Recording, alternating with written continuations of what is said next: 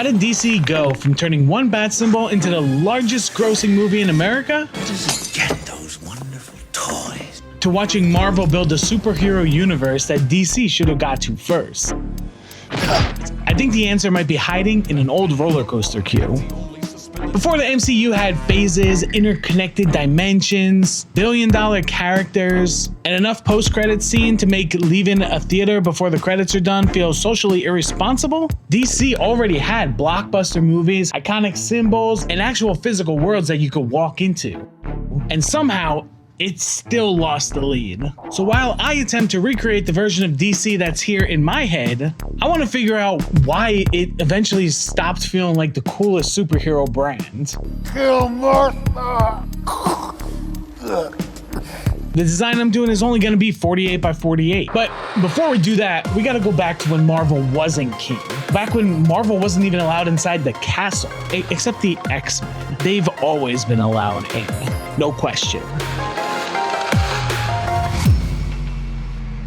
You know, today most users probably enter this conversation with Marvel on top. And honestly, that makes sense. The Marvel Cinematic Universe changed filmmaking by turning its entire library of comic book characters into one enormous ongoing story. But if you grew up in the 80s or 90s, the balance between Marvel and DC felt a little different. The original Superman movie arrived in 1978 with Christopher Reeves and earned roughly $300 million worldwide. Now, I don't know the inflation calculator, but $300 million in 1978 is worth more than that in 2026. Superman 2 followed up, making $216 million. But then in 1989, along came Tim Burton and Batman.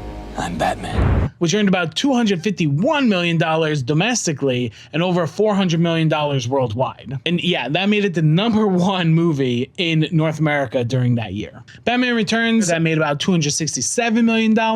Batman Forever made about $337 million. And then even Batman and Robin still earned about $238 million.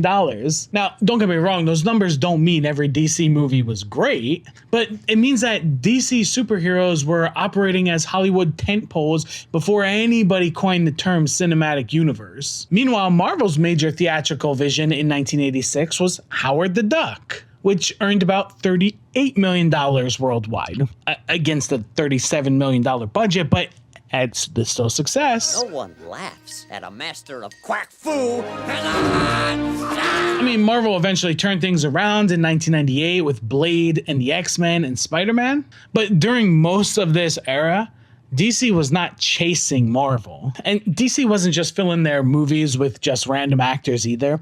I mean, hell, the first Superman movie had Marlon Brando, Gene Hackman, Christopher Reeves. I could look at this list of actors that were in Batman movies in the 80s and 90s and tell me if you've heard of these people before.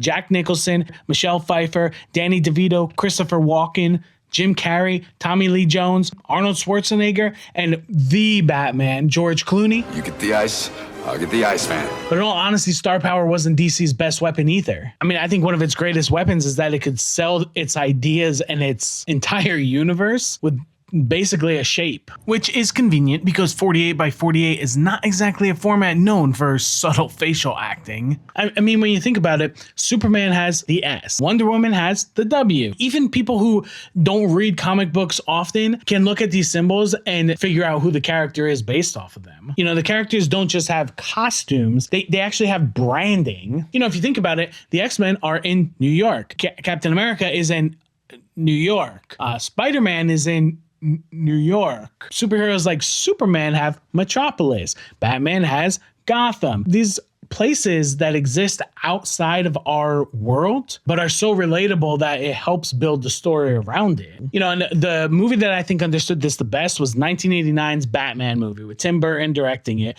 I mean, their marketing strategy was basically black ink and a gold Batman symbol. That's the poster. That doesn't really, you don't really see that nowadays. You know, Warner Brothers trusted that the audience was going to see that and then fill everything else in themselves. One symbol reportedly sold $1 billion in merchandise. Today, movie posters have 9 floating heads, every single background character, 3 explosions behind him, and a reminder that you need to order the commemorative popcorn bucket before it sells out. Batman gave you one shape and said, you know what this is. I'm trying to capture the larger DC identity. And the place where that larger identity became real to me wasn't a comic book store. I mean, it wasn't even a movie theater. It was actually at Six Flags. My favorite superhero of all time is Iron Man. I love Spider-Man. The X-Men are my favorite superhero group. But when I think about the world building, it seemed like those characters existed in our world. Gotham, Metropolis. And at Six Flags, those places existed just beyond the Midway. You know, when Time Warner acquired Six Flags in the 90s, it really started promoting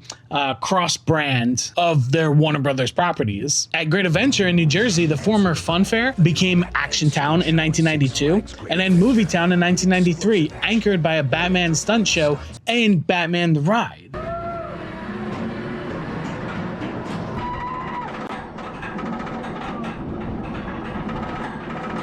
You know, and Six Flags obviously didn't have Disney money to do this because, to be fair, Disney does this better than anybody else, right? With their castles, their animatronics, their presidential shows that you go in when you need some air conditioner and you need the kids to take a nap. Thanks, Mom, I needed that nap. You know, but Six Flags parks really were concrete and interstates running next to it. And all of that was right behind the funnel cake stand that you could smell the oil from a distance, unsafe distance. But, you know, for a while, I think Six Flags was using those limitations that it had pretty brilliantly. It was in Gotham City Park, and you enter through these nice Art Deco gates. There's landscaping and I think a fountain, and it was credited to the generosity of Bruce Wayne. There were speakers playing like birds and park sounds, and then you reached a construction fence, you know, that was advertising Gotham's bright future. You stepped through a hole like in this fence, and then you entered other Gotham. There was a crashed police car.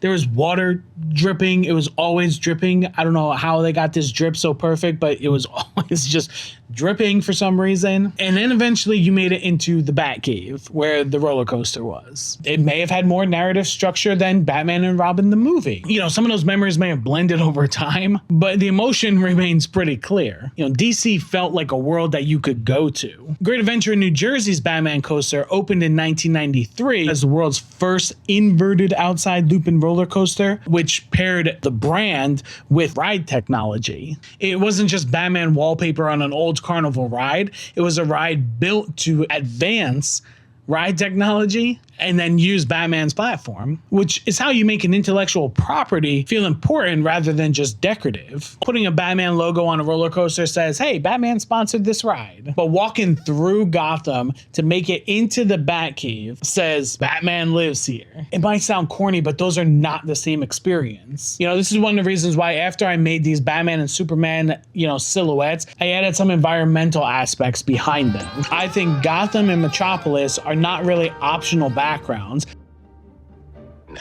And they were part of the structure that DC had that they forgot, and then they got steamrolled by Marvel. At 48 pixels, world building mostly means 3 buildings and a strong suggestion of urban decay. But that was enough to keep Gotham from looking like Metropolis after dark. Without Gotham, Batman's just a billionaire wearing tactical rubber, making unusual decisions at nighttime. You know, one thing that's also interesting about this whole Six Flags tangent is that Universal Studios actually made like the opposite transition. Back in the 90s, Universal had some pretty good rides and some genuinely impressive attractions.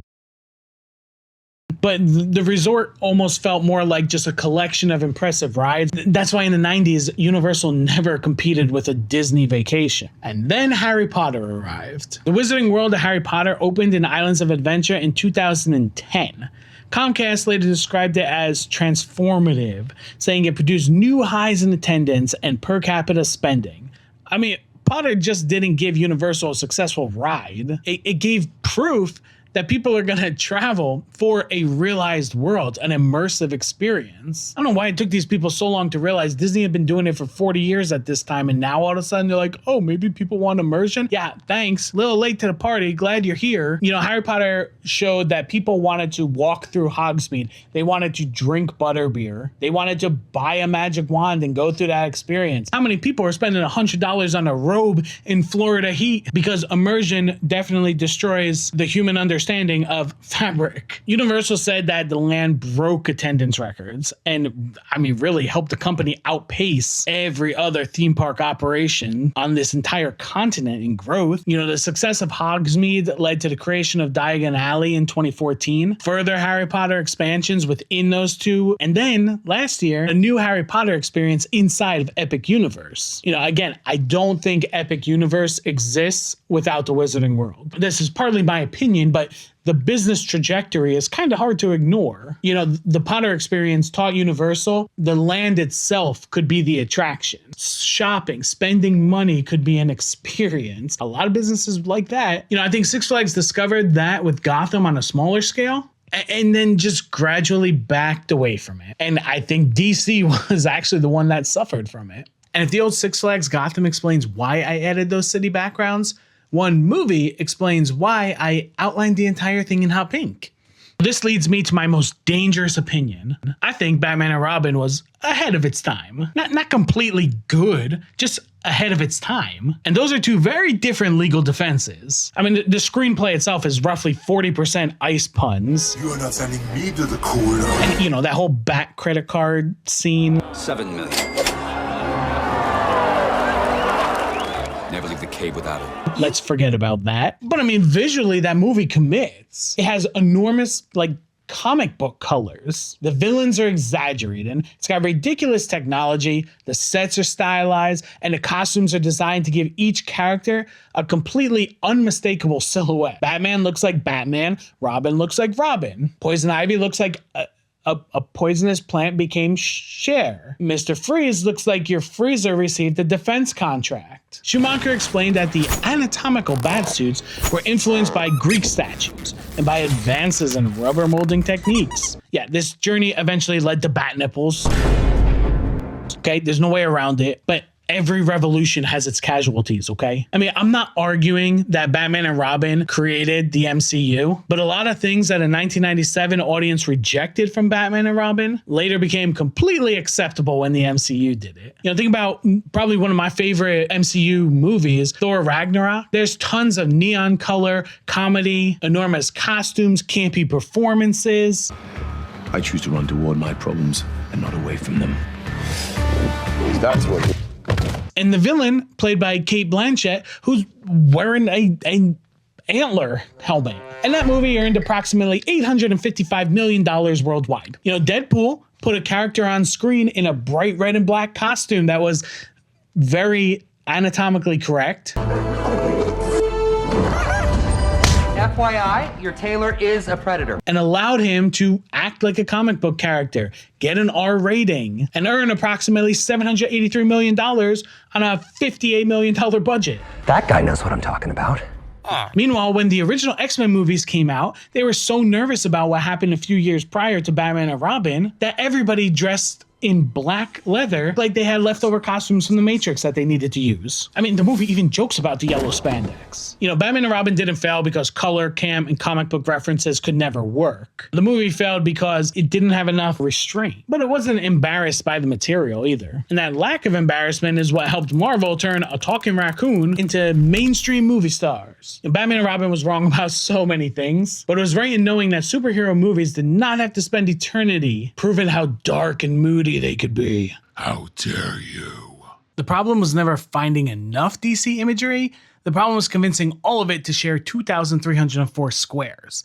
Every character, vehicle, and landmark all wanted top billing, and the Justice League was apparently unwilling to work ensemble. At 48 by 48 pixels, I could not build detailed versions of Gotham and Metropolis. Trust me, I tried. It just looks like squares. Then I couldn't add every single Justice League character, and then the Daily Planet, and then the bat signal in the sky. I put Superman and Batman in the top spot because they really carried DC through that era that I remember. But if I really had to rank their cultural impact, Superman and Batman are 1 and 2. And I thought one of the best parts about this is on the bottom, I wanted to put the iconography that really gets people thinking about DC in the logos. And you can see Aquaman's trident and Wonder Woman's W alongside Batman and Superman's shields as well. The pink really accentuates that comic book aspect, which is the root of all these superheroes. So in my design, subtlety lost. Somewhere Joel Schumacher is smiling about that. So all of that history with DC explains why my design looks like this. It's the version of DC that accumulated in my head through movies, cartoons, toys, and really theme parks, the actual experience of living those. I'm on your phone screen, man, we going live. I'm in your hometown, yeah, we going live. We live, yeah, we live.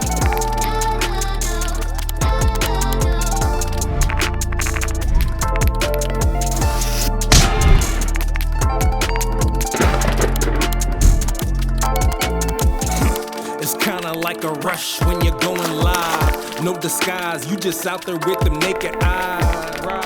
All eyes on you, all eyes on me. Everybody wanna see what? Nah. It don't matter if you doing nothing, even if you stunting. They don't care long as you doing something.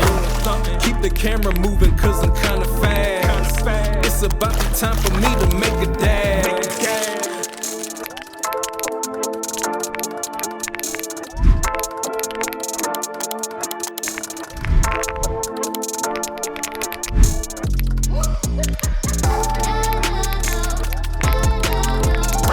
I'm on your phone screen, man, we going live.